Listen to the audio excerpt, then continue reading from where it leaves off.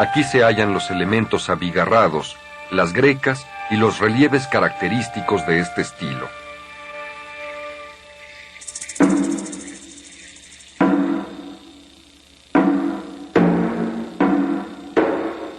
Como una continuación del arte desarrollado en el período clásico, la ornamentación Puuc fue llevada por los arquitectos de Uxmal a su máximo grado de refinamiento.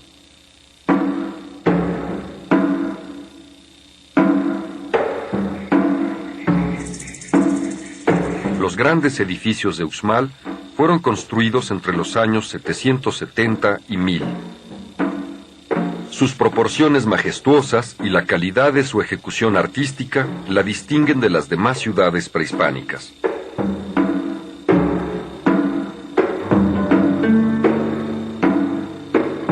En un alarde de belleza arquitectónica y decorativa, la pirámide de El Adivino de Uxmal está formada por una sucesión de 5 templos.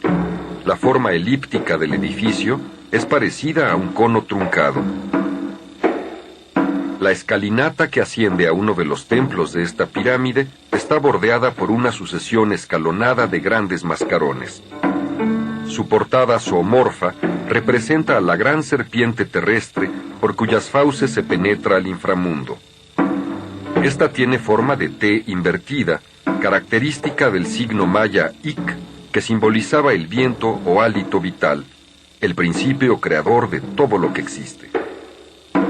De la propia boca del dios salía su mensaje al atardecer, cuando, con la luz del sol, el templo se iluminaba.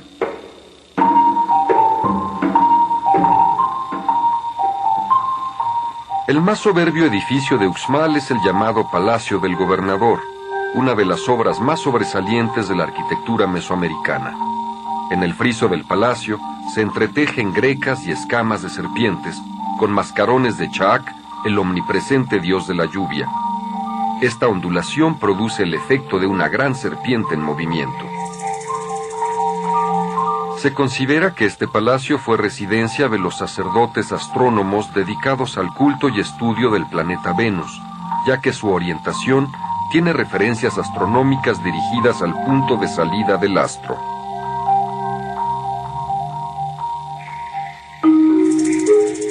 Provisto de un arco monumental que atraviesa sus espacios, el cuadrángulo de las monjas, llamado así por los conquistadores españoles, es uno de los conjuntos monumentales más admirados de Mesoamérica. Sus 4 grandes edificios delimitan un grandioso espacio que muestra el refinamiento alcanzado por la cultura maya.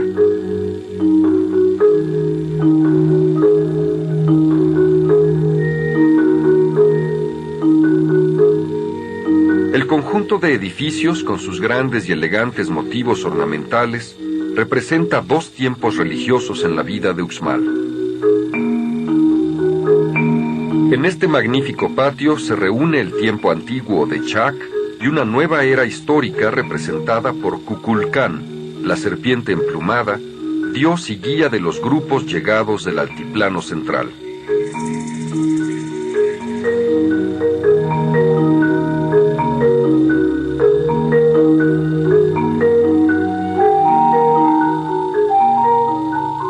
Uno de los rescates arqueológicos más importantes en estos últimos años es el desarrollado en Ekbalam, al nororiente de Yucatán.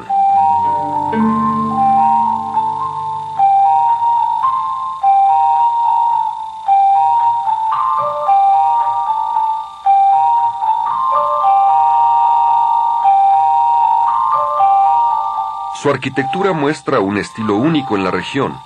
La puerta del templo superior reproduce una boca zoomorfa flanqueada por sorprendentes esculturas de personajes alados que evocan una danza celeste.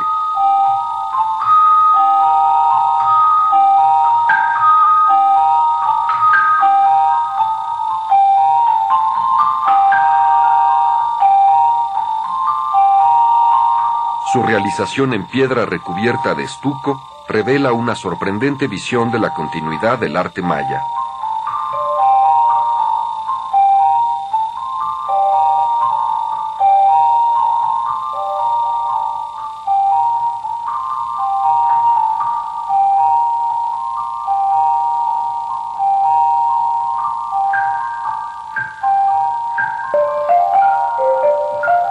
En el clásico tardío y principios del posclásico se da el pleno desarrollo de la arquitectura en las culturas del centro de Veracruz, principalmente en la gran ciudad de El Tajín, situada en una fértil zona tropical conformada por varias plataformas artificiales, escalonadas, rodeadas de cerros.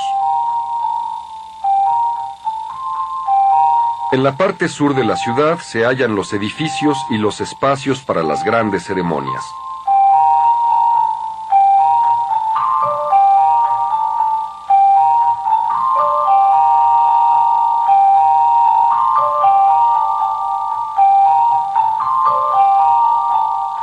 La pirámide de los nichos es la obra más representativa.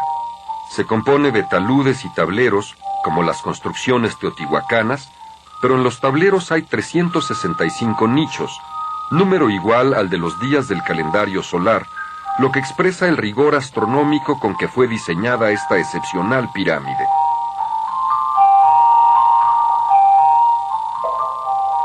Esta magnífica ciudad posee 14 campos para el juego de pelota, el juego ritual prehispánico por antonomasia.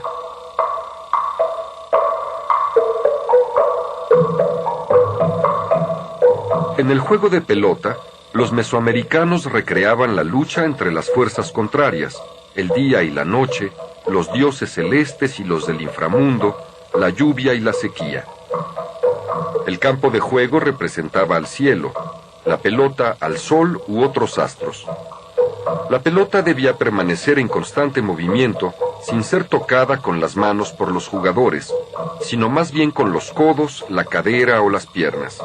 Así recreaban y propiciaban mágicamente el incesante movimiento del sol, motor de los ciclos de la naturaleza y de la vida del hombre.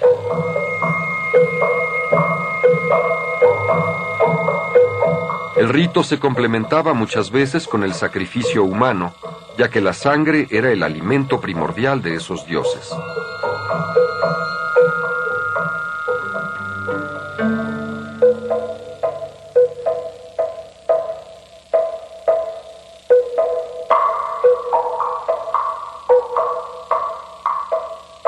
Las víctimas del sacrificio, que no necesariamente eran jugadores, sino cautivos de guerra, fueron sepultados con una rica ofrenda que, según la tradición del centro de Veracruz, estaba compuesta por hachas zoomorfas, palmas labradas y yugos de piedra que parecen representar los cinturones de los jugadores de pelota.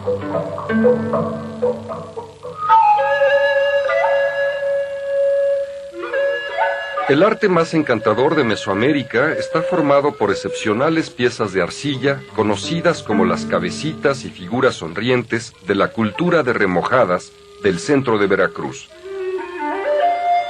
Se presentan como inusitada muestra de humor, risa y maestría, pero que al igual que el arte mesoamericano, son antiguos valores que vincularon el arte con el espíritu, ya que fueron hechas para acompañar a los difuntos. Estas fueron las ciudades más importantes levantadas durante el período clásico mesoamericano. De entre sus vestigios, aún emana el esplendor con que fueron creadas.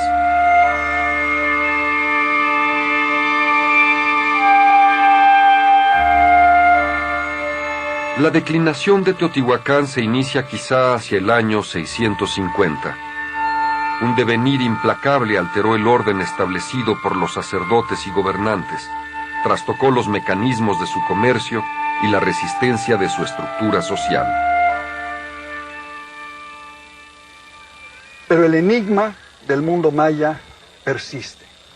¿Por qué desapareció repentinamente una gran civilización de grandes realizaciones culturales y con más de 3 millones de habitantes? Nacidos del tiempo, los mayas al cabo se perdieron en el tiempo.